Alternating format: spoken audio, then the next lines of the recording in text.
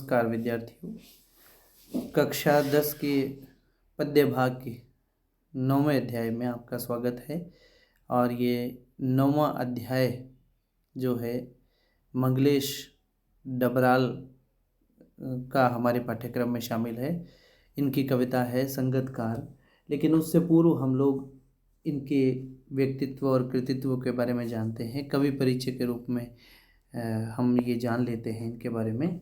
तो सर्वप्रथम जो मंगलेश डबराल हैं वो क्या है, उत्तरांचल में पैदा हुए थे 1948 में, टिहरी गढ़वाल उत्तरांचल में। और ये जहाँ इनका जन्म हुआ वो काफल पानी गांव था। इनकी जो शिक्षा है वो कहाँ हुई थी, देहरादून में हुई थी। और फिर बाद में ये दिल्ली आकर के हिंदी पेट्रियट और प्रतिपक्ष और आसपास में काम करने के बाद में भोपाल में भारत भवन से प्रकाशित होने वाला एक अखबार है या एक पत्र है पूर्वाग्रह, उसमें ये सहायक संपादक रहे हैं। और इसके अलावा इलाहाबाद और लखनऊ में जो प्रकाशित होने वाला अमृत प्रभात है उसमें भी इन्होंने कुछ दिन के लिए नौकरी की थी। सन 1983 में जनसत्ता अखबार में साहित्य संपादक का पद भी इन्होंने संभाला था। और कुछ समय के लिए ये सहारा समय में संपादन कार्य भी करते रहे हैं। और फिर बाद में ये नेशनल बुक ट्रस्ट से भी जुड़े रहे। इन्होंने अभी तक जो इस पुस्तक के अनुसार हम बात कर लेते हैं तो 4 कविता संग्रह प्रकाशित हुए हैं। कौन कौन से? पहाड़ पर लालटेन, घर का रास्ता, हम जो देखते हैं और आवाज़ भी एक जगह है। ये इनकी 4 महत्वपूर्ण रचनाएं हैं। इनको साहित्य अकादमी पुरस्कार, पहल सम्मान भी इनको मिल चुका है, जो कि इनका ख्याति अनुवाद के रूप में इनकी जो ख्याति है वो अनुवादक के रूप में प्राप्त है इनको। मंगलेश डबराल की जो कविताएं हैं और उन कविताओं के अंदर जो है भारतीय भाषाओं के अतिरिक्त अंग्रेज़ी, रूसी, जर्मन, स्पानी, पोल्स्की, बल्गारी, इनकी भाषाओं में भी इनके अनुवाद प्रकाशित हो चुके हैं।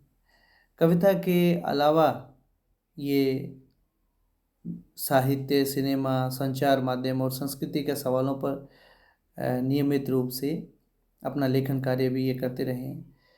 इनकी कविताओं के अंदर यदि हम देखते हैं तो सामंती बोध और पूंजीवादी जो छल कपट है, इन दोनों के प्रति इन्होंने विरोध किया है, इन दोनों का इन्होंने प्रतिकार किया है।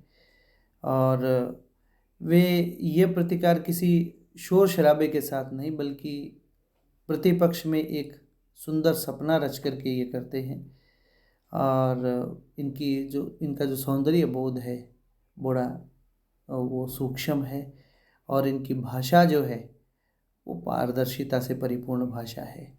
हम इनकी कविता जो है वो पढ़ेंगे, वो जो संगतकार है वो बाद में पढ़ेंगे। आज हमने इनका कवि परिचय लिया है।